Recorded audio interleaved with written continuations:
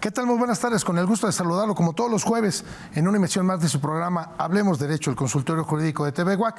Su servidor Gerardo Pérez le da la más cordial de las bienvenidas para que nos acompañe a lo largo de esta hora. El tema de esta tarde es el derecho humano a la educación. La educación es un derecho fundamental que permite sacar a los hombres y a las mujeres de la pobreza, superar las desigualdades y garantizar un desarrollo sostenible. La educación es esencial para poder ejercitar todos los demás derechos que establece nuestra Constitución. Con la educación se abre la posibilidad de consolidar la democracia y el pleno ejercicio de los derechos humanos, ya que se promueve la libertad, la autonomía personal y consecuentemente se aportan beneficios para el desarrollo social. El tema de esta tarde, el derecho humano a la educación. Acompáñenos. Perspectiva. Diálogo. Interacción ciudadana. Hablemos Derecho, el consultorio jurídico de TV UAC, con Gerardo Pérez Alvarado y Laura Méndez Olivares. Comenzamos. Muy buenas tardes, como le comentaba, transmitiendo completamente en vivo desde el Cerro de las Campanas de esta máxima casa de estudios, la Universidad Autónoma de Querétaro. El tema de esta tarde es el derecho humano a la educación y si usted me lo permite, voy a presentar a nuestro invitado del día de hoy, al maestro Hugo Alejandro Gerones Reyes, al cual le agradezco enormemente que haya aceptado la invitación. Maestro Hugo, bienvenido, muy buenas tardes. Doctor, un gusto. Y permítanme comentar una breve currícula del trabajo que ha realizado y realiza al día de hoy el maestro Hugo Alejandro Gerones Reyes. Es abogado y cuenta con la especialidad en Derecho Fiscal y maestría en Administración Pública por esta máxima casa de estudios, la Universidad Autónoma de Querétaro, y actualmente es doctorante en Derecho por la Universidad Anáhuac. En el sector privado se ha desempeñado como abogado postulante, miembro del Colegio de Abogados Litigantes del Estado de Querétaro, organización en la cual ha ocupado parte de la mesa directiva. En el sector público, el maestro Hugo Alejandro Gerones ha ocupado diversos cargos, tales como enlace de gestión y control y coordinador de normatividad de licencias y contratos en el municipio de Querétaro, abogado general de la Universidad Politécnica de Querétaro, titular del órgano interno de control de la Secretaría de Educación del Estado y actualmente es director de servicios jurídicos de la Secretaría de Educación en el Estado. Cuenta con diversas publicaciones y artículos. También es actualmente docente en la licenciatura y posgrado de la Facultad de Derecho de la Universidad Anáhuac. En estas y otras actividades es en las que se destaca nuestro invitado el día de hoy, al cual, repito, le doy la más cordial bienvenida. Y bueno, pues entremos en tema, maestro, si tú me lo permites, porque luego el tiempo nos rebasa rapidísimo. Con gusto. A mí me gustaría, si tú me lo permites, que nos pudieras decir por qué es un derecho humano. Que nos puedas comentar el tema de hoy, pues el derecho humano a la educación, pero ¿por qué lo tenemos como un derecho humano? Claro que sí. Primero que nada, estimado doctor, te agradezco la invitación. Es un gusto, un honor estar por aquí acompañándonos. Saludo con gusto a la Facultad de Derecho de la Universidad Autónoma y también quisiera enviar un saludo a la Facultad de Derecho de la Universidad de Anáhuac, quienes nos sintonizan también, nuestros estudiantes. Un gusto representarlos, estar por acá. Estimado doctor, muchísimas gracias. En primera instancia, respecto a nuestro tema, nuestro tópico, tal como el derecho humano o la educación como un derecho humano, tendría que decir que más allá de cualquier aspecto de dogmática jurídica o de filosofía jurídica, el derecho a la educación como tal, desde luego que es un derecho humano. ¿Por qué? Porque como bien tú decías hace un momento al iniciar el programa, permite potenciar todas las demás atribuciones de la persona y de la dignidad de cualquier ser humano. Desde una vivienda digna, alimentación digna, superación, cualquier otro derecho es piedra angular la educación. Más allá de que está señalada en el artículo 3º constitucional, que ahí es donde, pues sí, finalmente más allá de toda tópica o dogmática jurídica de si lo reconoce o no la Constitución, finalmente está en el artículo 3º constitucional. La Organización de Estados Americanos también lo señala como un derecho humano a la educación. Partiríamos desde ahí, desde luego que es un derecho humano y yo diría piedra angular de nuestro Estado constitucional de derecho, el tanto tener a la educación como derecho humano, como posteriormente crear todas las políticas públicas para que sí se lleve a cabo, se garantice dicho derecho. Muy correctamente lo puntualizas, que independientemente de lo que lo tenemos consagrado en la Constitución, que es nuestro máximo ordenamiento legal, maestro, también no menos importante, es que también pues la Declaratoria Universal de los Derechos Humanos de 1948, no menos importante la Convención relativa a la lucha contra la discriminación en la esfera de la enseñanza, no muy reciente, también ya de los 60. Estos tratados internacionales que tenemos, pues si los analizamos, vemos que tenemos nuestra Constitución, pero pues también a la par tratados internacionales en los que México es parte, y por consiguiente nos da esta obligatoriedad de velar por la educación. Es correcto, forman parte de este bloque tanto de constitucionalidad o de convencionalidad, como se guste mencionar, ¿no? Efectivamente, tanto en la Constitución como en todos los tratados internacionales vemos expresamente a la educación. Y me gustaría también comentar pues que es incluso un principio, una piedra angular de nuestro Estado constitucional de derecho, porque más allá de cualquier política pública que a través de alguna reforma pudiera implementar pues el gobierno en turno, es la educación democrática y universal un principio fundamental de nuestro Estado constitucional de derecho. Ahí, fíjate que eso me lleva a preguntarte, si me pudieras comentar, licenciado, ¿cuál es la importancia o cómo reviste, cómo ves tú la educación desde el punto de vista de la historia? Porque partimos de la base que la última reforma, ahí por favor ayúdame, la tenemos del 2019. La Ley General de Educación del 2019. Que surge esta Ley General de Educación, pero ¿qué nos lleva? ¿Por qué llegamos a esta reforma y cómo estábamos antes? Para que pues muchas personas que nos siguen en este momento, maestro, si son estudiosos del derecho van a decir, ay, a ver, déjame ver estos tratados internacionales, ¿no? Pero la gente que llega en este momento a su casa y se dispone a sintonizarnos a través de la televisión abierta, independientemente que lo sigan a través de la página de Hablemos Derecho, que estoy ahorita tratando de verificar que ya esté el programa en la página, pues podrán decir y señalar, estimado maestro, pero ¿por qué llegamos o por qué le damos la importancia a la educación? Porque no es un favor que haga el Estado, sino es una obligación que tiene el Estado mexicano, dígase federal o estatal, para brindar la educación. Y en esto te quisiera comentar que, fíjense cuál es la importancia que reviste. En el municipio de Pedro Escobedo, maestro Hugo, era un sencillo porque tenemos prepa nada más, y en los últimos 3 años el gobierno municipal o el municipio dijo, oye, tengo una alta demanda y una necesidad de que la comunidad, mi municipio, demanda el estudio en química. Tengo empresas que se dedican a la química y requiero, lo comentaba todavía con la doctora Tere Gasca, la anterior rectora, de que la Facultad de Química venga también aquí a Pedro Escobedo, porque necesitamos acercar la educación, no que la gente vaya a Querétaro, sino que los tengamos aquí. Y se crea o se amplía la Facultad de Química para llegar a Pedro Escobedo. Fíjate cómo se da la situación. No es que sea una cuestión de, bueno, vamos a llevar la educación, no, sino a veces son las necesidades mismas que la sociedad demanda y que como un municipio pues tienes esta obligación de coadyuvar. Exactamente. ¿No? ¿Y cómo llegamos a esta historia, maestro, para llegar a este punto medular en donde la educación tenemos que acercarla cada vez más? Con mucho gusto. Fíjate que tocas, doctor, un tema bien interesante, que es un aspecto muy importante para quienes de alguna u otra manera estamos en la educación, ya sea como docentes, como autoridades, que voy a decir porque al final del camino todos pertenecemos o estamos en el sistema educativo nacional, pero este aspecto, este elemento, pues es la pertinencia. Pero más adelante me gustaría comentarlo en específico respecto a lo que comentas de cómo llegamos aquí a este punto. Pues me gustaría hacer notar o señalar que en México tenemos una Secretaría de Educación Pública federal, cosa que es ya de suyo es muy importante. Tenemos un ministerio, una Secretaría de Estado, una dependencia específicamente para atender las políticas en materia educativa.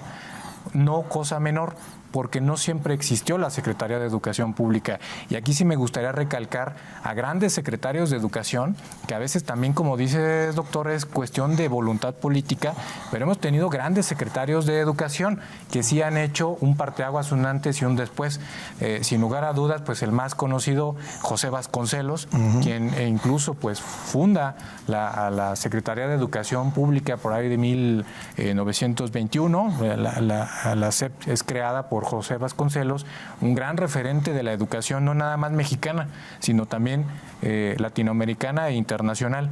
Pero también tenemos otros secretarios de educación pública muy importantes como Jaime Torres Bodet o el mismo Reyes Heroles, que a través de esta voluntad política pues llevan a cabo, implementan grandes reformas educativas. Pero respecto a esta evolución me gustaría también comentar que las reformas en materia educativa, hablando ya, bajando este derecho humano a nivel de políticas públicas, que es a donde sí los gobiernos pueden echar mano y hacer reformas o modificaciones, pues tenemos que la historia o algunos estudiosos pues han dividido en etapas a las reformas o a la educación en México. Me gustaría decir que básicamente en un inicio la educación pública pues fue rural y básicamente pues la gran encomienda de secretarios de educación pública como José Vasconcelos, lo mencionábamos, pues fue hacer estas grandes cruzadas de alfabetización, en donde lo importante pues era llevar la educación a estos grupos o a estas escuelas rurales o hacer escuelas donde no lo había. Después de esta etapa rural, en los 40 pues pasamos a otra etapa que pues es la etapa conocida como del urbanismo, en donde ya no toda la educación o no todas las escuelas eran rurales, pero sí se enfrentaban ya a un clima de urbanización, donde las grandes urbes ya tenían escuelas, y del 40 a los 70 pues encontramos ahí esta etapa, ¿no? En última instancia pues tenemos una etapa, pues se le denomina globalizadora, en donde la educación tiene gran relación con las inversiones, con las empresas, con otros países, cuestiones de competitividad, donde pues actualmente pues nos encontramos. Esto pues ¿qué nos dice? Que la educación o las etapas de reformas educativas o de políticas educativas están claramente relacionadas con los modelos económicos que han imperado en el país, en concreto en las políticas públicas y en la administración pública. Si lo vemos así, han tenido un impacto o van de la mano la política económica con las reformas educativas. Fíjate, creo que lo comentas de una forma muy digerible, pero esto llevó años. Desde luego. Es una evolución de años porque además, como tú lo comentabas ahorita, va de la mano con las políticas públicas que se van generando, las necesidades sociales que se van generando. Y ya te lo comentaba en el ejemplo del campus Pedro Escobedo, ¿no? Sí. que tenemos ahora ya una extensión de la Facultad de Química. Pero ¿cómo llegamos, maestro? Porque a lo mejor será otro punto que la comunidad nos pueda señalar. ¿Cómo llegamos a la gratuidad? ¿Cómo llegamos a la gratuidad? Porque yo creo que todavía sigue siendo como un pequeño pendiente, en el sentido que a lo mejor no queda muy claro con la sociedad de padres de familia y con la cuota. Pero a fin de cuentas lo tenemos en la Ley General de Educación. Es correcto. ¿Cómo lo tenemos ahí con la gratuidad? Y también le pido una enorme disculpa también, maestro, a toda tu comunidad de la Universidad Anáhuac, que nos sigue a través de las redes sociales, porque creo que tenemos un problema técnico con la página, ya lo está tratando de solucionar nuestro productor, porque también pues bueno, es muy gran comunidad la que nos sigue a través de esta plataforma, y ahorita estamos únicamente en televisión abierta en el canal 24.1, pero bueno, ya tendremos la oportunidad de retomar el programa y subirlo a la plataforma del Face. Pero bueno, en lo que logramos conectarnos, maestro, ¿cómo llegamos a la gratuidad? Claro que sí. Bueno, en primera instancia la gratuidad, que es un elemento de este derecho humano a la educación, que se contempla también en la misma Constitución, que la educación es gratuita, tendremos que decir que la educación, en la última reforma, tanto constitucional como de Ley General de Educación, pues señala que la educación es universal y gratuita. ¿Qué quiere decir? Que es para todos y aparte es gratuita en todos sus tipos en todos los tipos educativos. Gran complejidad, que también es una temática muy específica para los tipos de educación superior, en donde es bien complejo los que de alguna u otra manera estamos en algún sector o estuvimos en algún sector educativo superior, básicamente pues las universidades. Sabemos que esta parte es un tanto complicada porque tenemos que enfrentar cuestiones presupuestales, cuestiones de nómina, cuestiones de supervivencia básica. Entonces sí es un tema un tanto complicado llevar a cabo este tema de la gratuidad, que es básicamente que cualquier persona puede acceder de manera gratuita a la educación, cosa que, bueno, pasa en México, pero sí me gustaría contemplar que en el tipo educativo superior es bien complejo, porque en universidades de la magnitud como de la Autónoma, con una cantidad de alumnos tan grande, pues es bien complicado Más la de parte 35,000. presupuestal, más de 35,000 es bien complicado. Imagínate tan solo pues elementos presupuestales como la nómina, los recursos materiales, etcétera, etcétera. Es bien complicado esta parte presupuestal. Entonces me parece que esa cuestión relativo a la gratuidad que contempla la Ley General de Educación, más allá de que se diga que sí o que no, me parece que sí debe ser estudiada de una manera profesional por los actores del sistema, pero sobre todo actores que están en una universidad. Eso me parece que es una cuestión bien importante, pero básicamente es que cualquier persona pueda acceder de manera gratuita a los tipos de educación. Entonces, eso que luego realizan los padres de familia, la asociación de padres de familia, de que la cuota, etcétera, pues prácticamente no es obligatoria. No es obligatorio desde el punto de partida en el que si son padres de familia que como tal se organizan para pedir algún tipo de pues no sé, de cuota. Aportación, de cuota, pues desde luego no es una aportación estatal. Es decir, no es el pago de ningún derecho, no está contemplado como tal en ninguna disposición presupuestal, ni de ingresos, ni de cuotas de ningún tipo. Sin embargo, sí me gustaría comentar que si los padres de familia, que son el núcleo básico de la comunidad educativa en una primaria, en una secundaria, de una comunidad, si ellos de manera organizada, y repito, esto es bien importante, de manera organizada, pues consideran que su comunidad, que su escuela, pues resulta necesario que pues entre ellos se organicen y contribuyan de alguna manera para mejorar su propia condición, pues me parece totalmente legítimo y me parece válido. Sin embargo, si hay que decirlo, no forma parte de ningún tipo de contribución fiscal. Porque a fin de cuentas el apoyo es para sus hijos. Exactamente. Que lo supervisa la sociedad de padres de familia. Es correcto. No es una cuestión que surja de la institución como tal, ni que coadyuve al salario ni infraestructura de la escuela. Sí. Entonces, es para mejorar Así es. la calidad de los mismos, de tu hijo. De tus hijos, Ajá, exactamente. punto. Y de ti, incluso pues tuya misma, porque tú estás conviviendo. Ahí hay varios padres de familia que forman parte de estos comités y que pues prácticamente están gran parte del día ahí. Entonces, pues imagínate, es contribuir a tu comunidad.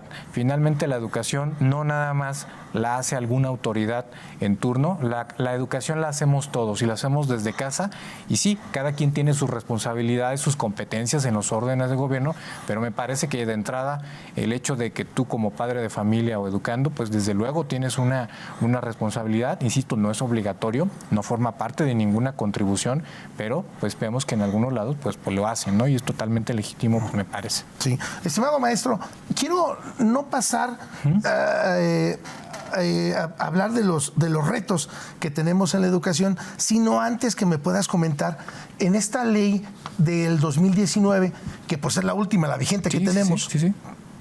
Hablamos de dos conceptos muy importantes, de la excelencia y de la universalidad. Por favor, ayúdame para que la comunidad tenga un poquito más entendido qué se entiende por la excelencia, porque claro, a fin de cuentas, como docente tenemos una evaluación, no se diga tanto instituciones públicas como privadas. Así es. Y eso te permite tu permanencia. ¿Estás de acuerdo? Dos, hablamos de una excelencia y obviamente entre mayor estudio tenga el docente, hablo no nada más de licenciatura, ya esa ya quedó rebasada, hablamos de una maestría, de un doctorado.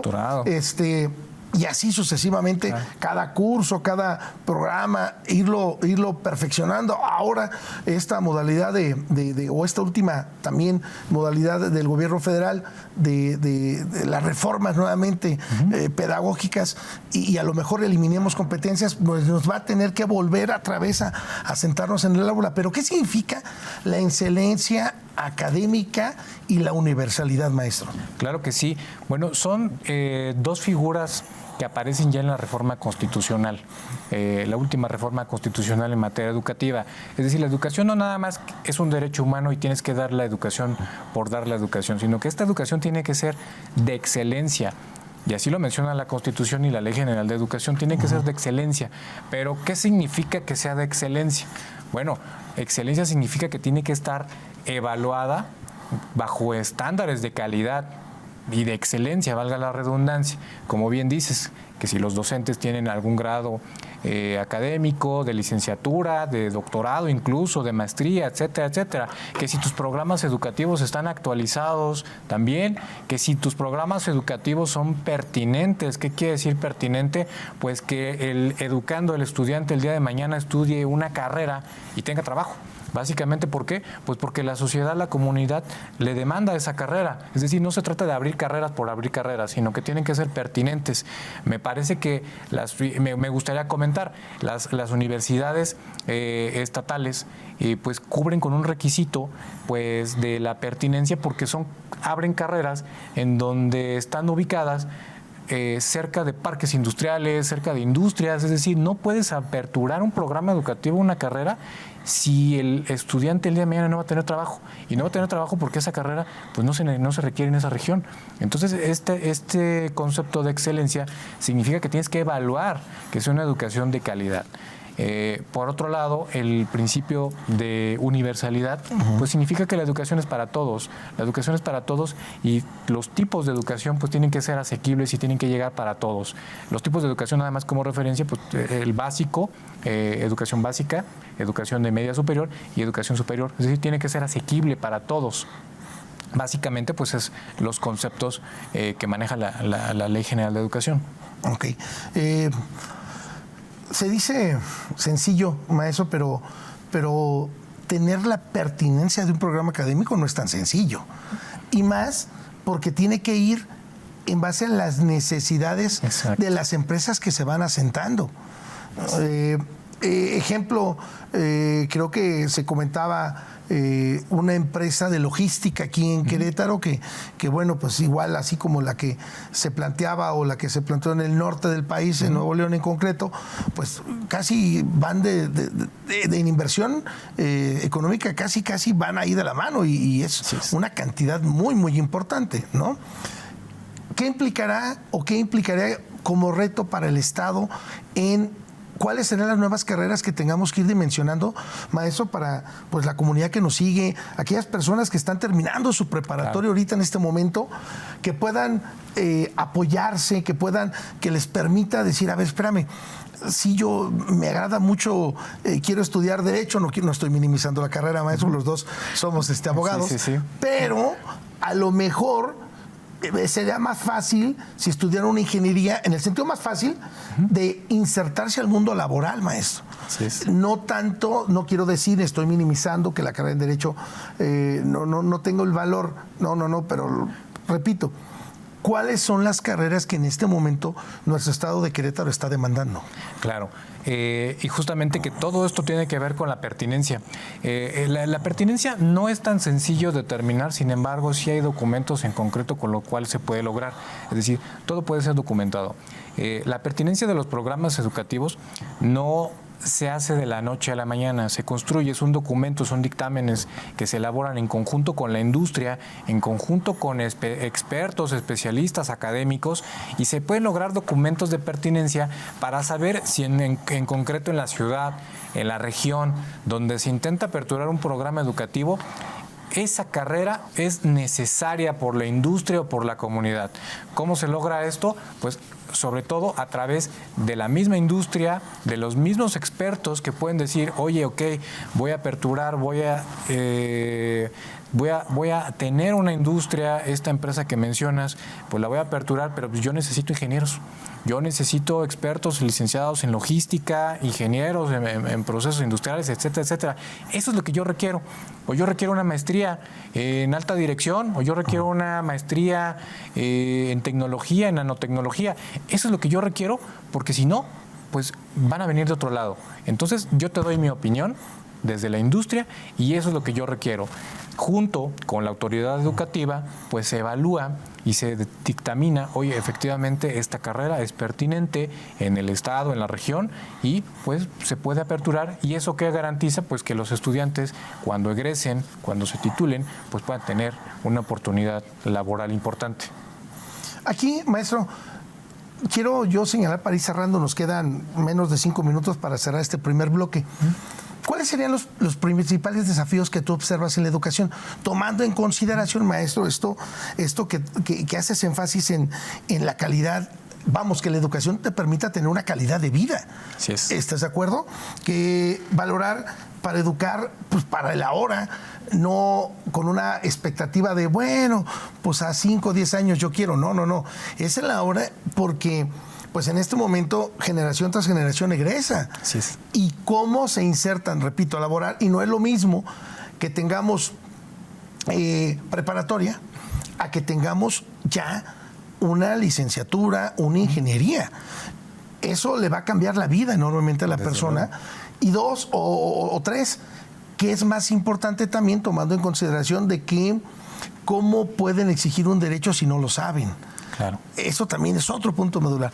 En esto, maestro, repito, en 3 minutos, ¿cuáles consideras tú que son los desafíos que tenemos en este momento en la educación? Por lo menos en Querétaro me interesaría muchísimo, pues es donde vivimos, es donde la comunidad nos sigue y que puede insertarse a un mundo laboral, pero no menos importante, cómo estamos también a nivel nacional. Claro que sí. Bueno, me parece que como todo reto también implica una oportunidad. A mí me gusta verlo de esa manera. Que sí es un reto, pero también una oportunidad que actualmente, pues la generación que actualmente pues participamos en estas políticas, o como docentes, como autoridad, como padres de familia, pues creo que tenemos una oportunidad, sobre todo con esta figura del nearshoring. Uh-huh. ¿Por qué? Porque básicamente un elemento importantísimo del nearshoring para las empresas es la educación. Es decir, educación de calidad, de excelencia, pero sobre todo pertinente, que el día de mañana a mí me funcione, a mí me sirva. Yo recomendaría, me parece que es un reto bien importante para tanto las instituciones educativas, ampliar la posibilidad de que conozcan todos los servicios, porque insisto, me parece que por lo menos en el estado contamos con una amplia gama de carreras pertinentes. No es gratis que pues las industrias se instalen en alguna región. Lo primordial pues es, bueno, ok, y tienes educación, tienes gente que pueda estar capacitada para que yo pueda llevar a cabo mi servicio, mi procedimiento, etcétera. Bueno, me parece que no, eso no es de gratis. Creo que es un reto. La comunicación, yo instaría a los jóvenes que están viendo el programa, que si tienen el interés de ver qué carreras son las que la industria hoy el día arroja, pues yo me iría con toda la confianza a ver la currícula de las universidades, tanto estatales como particulares, porque van a encontrar carreras que más adelante sí van a tener una oportunidad laboral. De primera instancia creo que eso es un elemento bien importante, y como reto, pues sobre todo ser asertivo con lo que tú como universidad quieres hacer llegar a los chicos, ¿no? A los jóvenes. Sí, porque pues no cualquier empresa llega y se instala, ¿estás de acuerdo?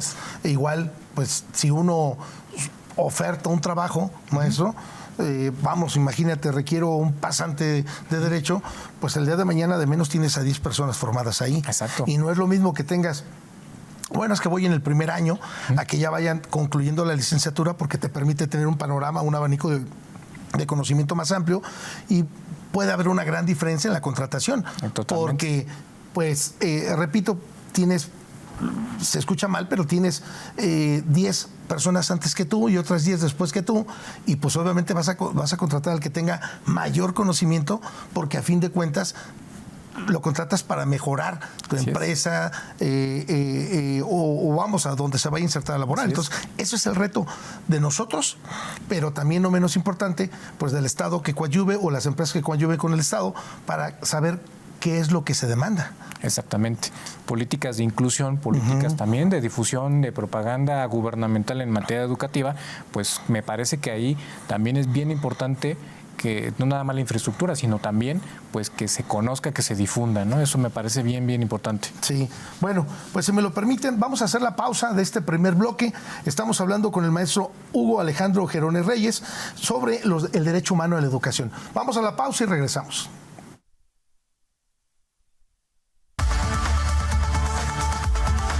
Regresamos.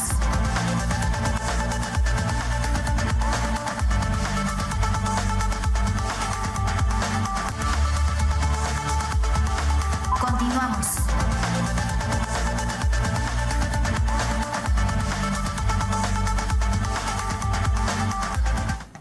Muy buenas tardes, ya estamos nuevamente. Si usted nos hace favor de sintonizar en este momento, le recuerdo que está en su programa Hablemos Derecho, el consultorio jurídico de TV UAC, y estamos hablando del derecho humano a la educación, y nos hace favor de acompañar el maestro Hugo Alejandro Gerones Reyes, con el cual, repito, estamos abordando el derecho humano a la educación.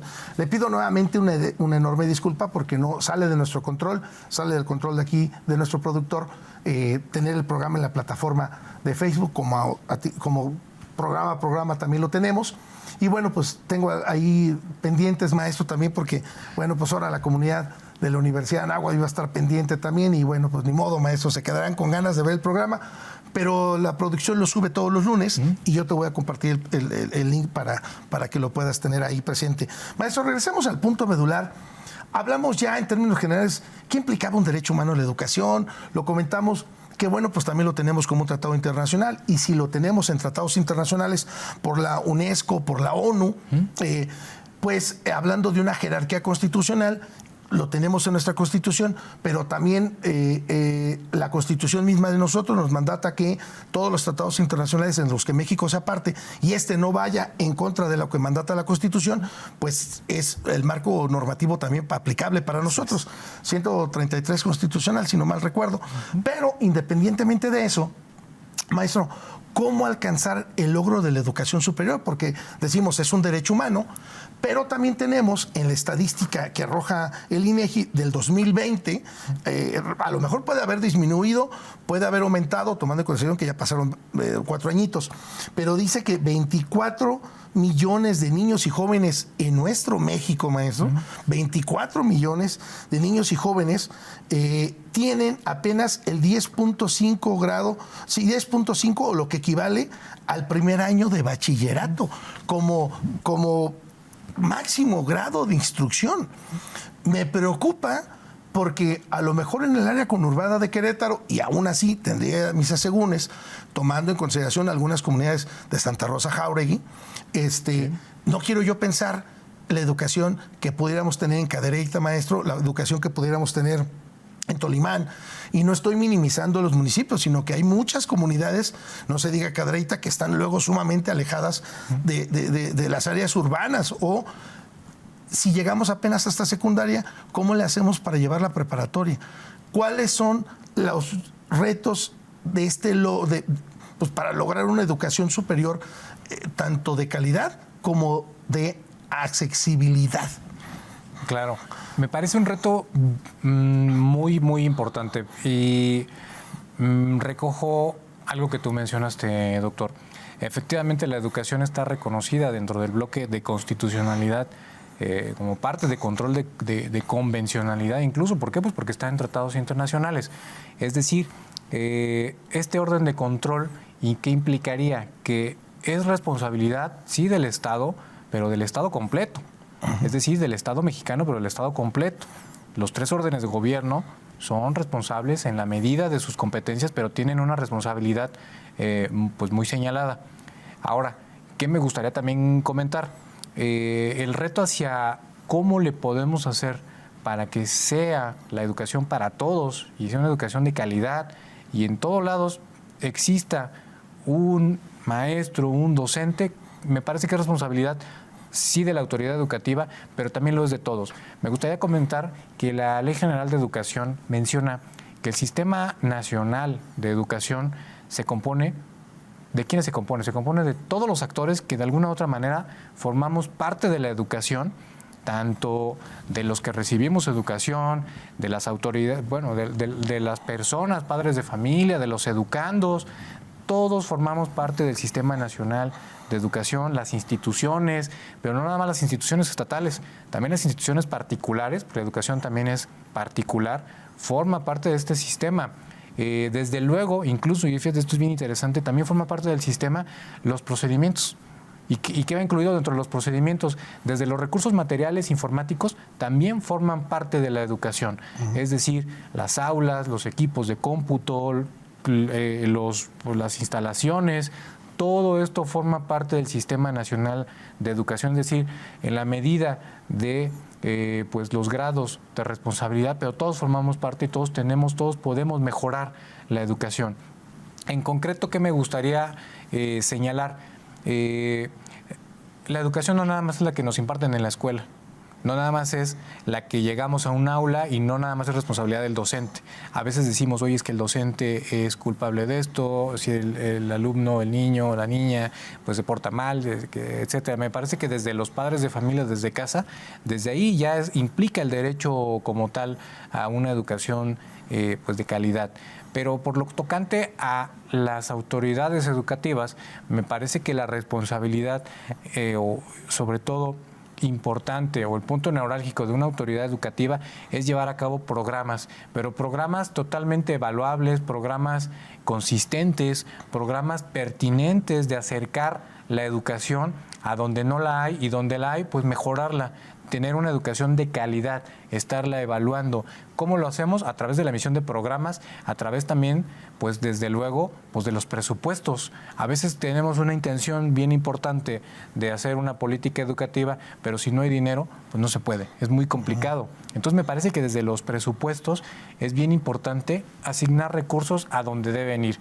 Desde luego la educación, pues no es tirar dinero en un fondo vacío, sino que desde luego es una inversión que a lo mejor no la vamos a ver como una autopista, como una carretera, a lo mejor no la voy a ver de manera inmediata, pero es inversión que se va a ver en generaciones a futuro.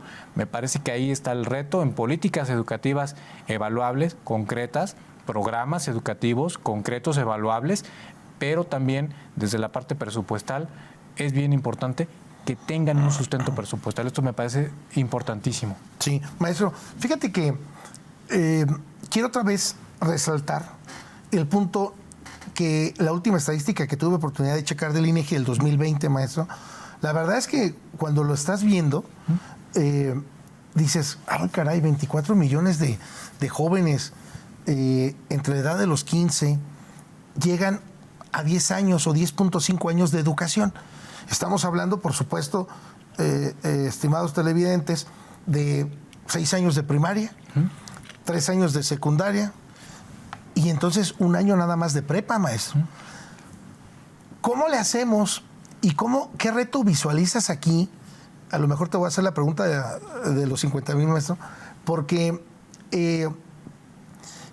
repito, me parece Querétaro que a lo mejor pudiera medirse en otro rasero. No lo sé. Digo, no es algo que lo tenga ahorita yo muy palpable, pero me parece que si hablamos de 24 millones de jóvenes de esta edad de 15 años que tengan 10 años de educación, 10.5 años de educación, maestro, estaríamos hablando de que si México tenemos aproximadamente 130 millones, es un nicho de población muy importante. ¿Cómo le hacemos para cambiar esa mentalidad? Porque, pues, empresa yo no nada más quiero intendentes. Empresa, o simplemente en mi comunidad yo no quiero que la gente se dedique a las labores del campo. O sea, sí está bien, porque si no, ¿de qué vivimos? ¿Qué comemos? Pero de una manera más tecnificada, con un cierto grado de estudio, maestro. Y la pregunta va media complicada, maestro, porque, por supuesto, quiero abusar de tu expertise en educación que tienes, porque tu formación ha sido prácticamente en la educación. Haber estado también como abogado de la Universidad Politécnica, pues me imagino que son retos los que enfrentas también. En carencias económicas, maestro, de alumnos, tú me dices, bueno, pero tenemos la gratuidad. Sí, pero un alumno o una persona con escasa preparatoria, ¿qué sabe? ¿Cómo exige un derecho? Si a lo mejor hasta en los últimos años de la prepa ve la materia de derecho, ¿no? 2, lo que tiene que ver con la calidad, porque no es lo mismo tener una un aparato de televisión que me transmite un conocimiento a que esté un profesor ahí. Así es. 3, no es lo mismo, maestro, que aquí sería, yo creo que te aseguro que más de alguna escuela hace un paro. Si me dijeras que un maestro da primero, segundo y tercero, y otro profesor da tercero, cuarto y quinto, o cuarto, quinto y sexto, porque pues dirían, oiga, ¿qué onda? Pues ¿cómo va a tener un maestro para 3 años? Cuando en otros lugares así se maneja, o lo que es peor, maestro, un solo profesor para todos los niveles. Espero no hacer muchas preguntas, pero quiero englobar todo esto porque es muy importante, y más, te repito, en tu formación, que prácticamente toda tu carrera profesional ha sido en la educación. No menos importante, hablamos de, repito, una carencia económica, hablamos de una cuestión de violencia, maestro, familiar, o quien vive en un contexto hostil, porque, pues, si en mi casa me golpean porque tengo que ir a cuidar los animales, y es más preocupante perder un chivo, un borrego o una gallina que se comió a lo mejor el coyote o el lobo, no lo sé, bueno, estoy exagerando un poco, maestro, pero puede pasar, ¿no? Puede pasar que vaya a la secundaria. ¿Cómo cambiamos esta visión? Vamos, ¿de qué nos sirvió la revolución, pues, entonces? Claro que sí. Son muchísimos retos, y no en todas las entidades o regiones me parece que es el mismo impacto de retos. Lamentablemente, como bien lo comentas, doctor, tenemos un crisol a nivel nacional pues muy importante, en donde no son los mismos retos en Querétaro que tal vez en otra comunidad de otra entidad federativa, donde son otras condiciones. No significa que en Querétaro no los haya, sin embargo me parece que son diferentes. En la medida en que notemos esta diferencia y atacar los retos específicos que tenga cada región, cada entidad federativa, me parece que vamos a poder mejorar. Pero también me parece que la solución es a través de políticas públicas integrales. Bien lo mencionas, por mucha calidad o excelencia que tú tengas en tu educación, en tu escuela, ¿qué sucede si el niño llega sin comer? ¿Qué sucede si el niño no tiene los medios para transportarse a su escuela? ¿Qué sucede cuando son varios niños dentro de una misma familia y a lo mejor mandan a estudiar al chiquito y al grande ya no? Ese se va a trabajar. ¿Qué sucede? Eso no nada más es un reto netamente educativo, sino que debe hacerse una política integral, políticas públicas de manera integral para garantizar que no nada más el niño acuda a la escuela y tenga una educación de calidad y de excelencia, y que sea universal. Bien lo mencionabas hace ratito, ¿de qué me sirve que sea gratuita? Pues ok, no me cobras por ir a estudiar, nada más que ¿qué crees? Pues llego sin comer, o no puedo llegar, o me hago caminando tantos kilómetros para poder llegar a mi primaria, ¿no? Me parece que a nivel nacional son varios de los retos que nos podemos enfrentar, pero es a través de políticas públicas integrales que consideren todo esto. Un ejemplo bien claro también, políticas públicas en materia de la mujer. Obviamente tienes que asegurar que una niña, que un adolescente, que una mujer joven pues no corra ningún peligro cuando va a una institución educativa, ¿no? Y que pueda llegar y que todos sus requerimientos básicos pues puedan ser cubiertos, es decir, que no deje de estudiar por el hecho de ser mujer, o que un niño no deje de estudiar porque no tiene para comer. Esto no nada más es una política netamente educativa que veas o salvaguardes la excelencia y la calidad, sino que tienen que ser políticas educativas donde garantices que el niño vaya al aula, vaya a la escuela.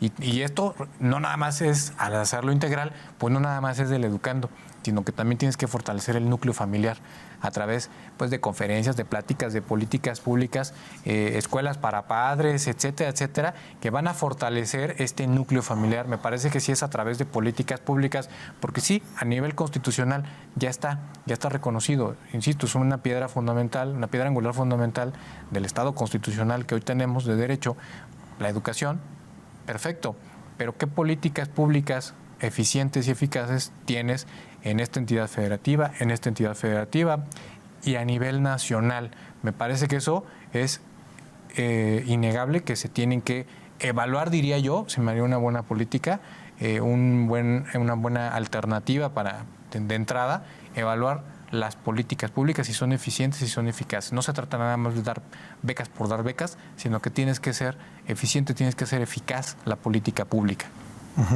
Porque, pues sí, me parece que es un reto que puede enfrentar México, no nada más una entidad federativa. Así es. No es algo que sea estático, maestro, la educación va dinámica. No es algo que hoy anotamos y ya podemos dar por hecho que lo vamos a tener, no. Afortunado o desafortunadamente, como va creciendo la sociedad, vamos teniendo diversos procesos de socialización, ya lo comentabas atinadamente, pues también el Estado se preocupa de decir, a ver, ¿qué empresa voy a traer o qué empresa va a venir a instalarse para saber cuál es la oferta educativa que necesito? De nada me sirve contratar 200 ingenieros y que vengan de otras entidades federativas. Y yo lo que quiero es que mi gente se inserte a laborar aquí. Así es.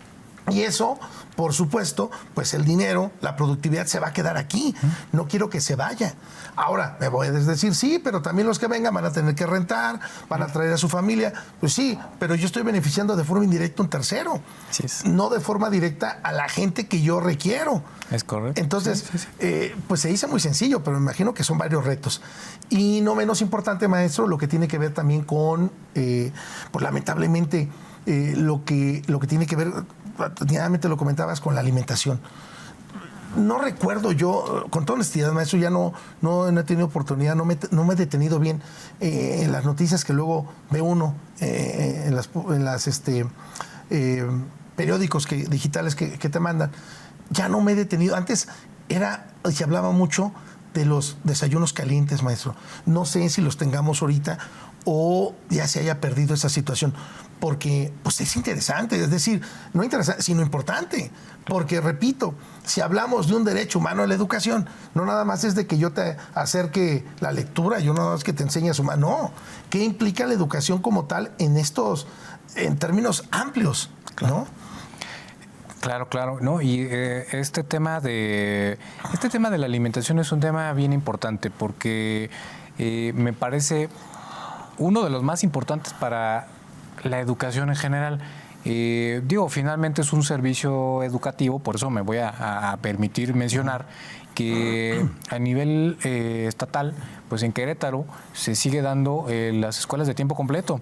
Es decir, hay varias instituciones, varias escuelas de tipo básico, básicamente pues, primarias, en donde se da el servicio educativo de escuelas de tiempo completo. Cosa que pues no sucede en otros lados. Aquí en Querétaro sí está. Okay. Y básicamente, ¿qué es lo que privilegia? Pues que los niños tengan un mayor lapso de su estancia escolar durante el día y se les da la alimentación. Eso es lo que garantizas. Insisto, no es nada más decir va el alumno más tiempo porque va el alumno, sino tienes que privilegiar también la alimentación, tienes que privilegiar, pues desde luego, obviamente otros rubros, otros conceptos a la escuela para que esto se pueda dar. Pero ese programa en Querétaro, pues hoy en día contamos, insisto, pues es un servicio pues educativo, ¿no? Que hoy en día pues se oferta. Así como si estuviéramos anunciando la apertura de o registro de las universidades estatales, que ahorita están aprovechando el comercial, maestro, pues están recibiendo solicitudes. Los jóvenes que nos ven, pues adelante, creo que es buen momento para que se acerquen, porque justamente estamos en periodo de recepción de solicitudes. Sí, termina a nivel, el bloque de preparatoria. El bloque de preparatoria, entonces adelante, los invito a que vayan a sus, consulten las páginas institucionales, van a encontrar todo tipo, sobre todo de ingenierías, pero también licenciaturas, pero todos los programas educativos de las universidades estatales de Querétaro pues, son totalmente pertinentes. Yo los invito a que acudan y estamos en pleno proceso de inscripción en muchas Maestro, de ellas, ¿no? Para cerrar, nos quedan un par de minutos. Me gustaría que, bueno, pues para decir un mensaje a toda la comunidad que nos sigue, pero también lo otro, no menos importante, si en este momento algún familiar tuyo te dijera, ¿qué me aconsejas estudiar? ¿Tú qué le dirías, maestro? Yo creo que tendríamos que ver las carreras, incluso no las de el día de hoy, sino las carreras que van a ser demandadas en el futuro. Yo, en el caso queretano, pues creo que aquí tenemos una evidente cercanía o sobre todo formación con la industria aeroespacial y automotriz. yo les recomendaría, si su intención es permanecer en Querétaro, desde luego, alguna formación en el área automotriz, en el área aeroespacial. Sin duda creo que son los nichos de oportunidades hoy en día, todo lo que tenga que ver con tecnologías, pero sobre todo en la región es la industria automotriz y la industria aeroespacial, pues las que marcan la pauta. Entonces, esa sería mi recomendación. Insisto, no minimice otras carreras. Desde luego, pues la carrera de Derecho pues es la carrera de mis amores, así como la tuya, doctor. Pero bueno, finalmente creo que esa es una recomendación. Es decir, donde más fácil se puede insertar el mundo laboral. Totalmente, en este momento. Totalmente. Ingeniería, sobre todo en el sector automotriz y aeronáutico, me parece que son carreras que hoy en día la industria las está demandando. Es una recomendación que me parece que, y sobre todo que en Querétaro pues las tenemos, ¿no? Y no nada más, déjame decir, doctor, que a nivel superior o tipo superior en las licenciaturas, sino que también la educación media en Querétaro tiene una tendencia para allá. Es decir, a que se trata de que los chicos que están en media superior pues vayan, ingresen a estas universidades. Se hace se distribuye, se fomenta que estas instituciones de media superior pues canalicen o que las subuniversidades canalicen sobre todo a los chicos que van egresando de estas carreras, de este nivel medio superior. Maestro, un minuto, un último mensaje. Bueno, pues nada más, pues muchísimas gracias, estimado doctor, por el foro. Desde luego sé de la importancia del programa. Envío saludos a toda la comunidad universitaria de la Autónoma. Un gusto, un honor estar por aquí. Y pues también, como lo repetía hace un momento, pues a la comunidad universitaria de la Anáhuac. Un gusto, doctor. No, al contrario. Y espero que no sea la primera ni la última vez, maestro, que estás por aquí. Igual podremos abordar otros temas del derecho, que es muy amplio, y de otras ramas que tú también dominas. Con todo gusto. Que tengamos la oportunidad de tener este intercambio y ahora sí, que no nos falle ahí el Face, maestro. Con todo gusto. Un honor, un placer estar por aquí. Muchísimas gracias. Y recuerda que tenemos una cita, usted y nosotros, en una emisión más de su programa Hablemos Derecho. Y quiero, por último, agradecer al equipo que está y hace posible el programa del día de hoy. A Viridiana Santana aquí en piso, a Francisco Molgado, nuestro productor, Edith Segura, Denise Sánchez y, por supuesto... Gracias por acompañarnos. Los esperamos en la siguiente emisión de Hablemos Derecho, el consultorio jurídico de TV UAC.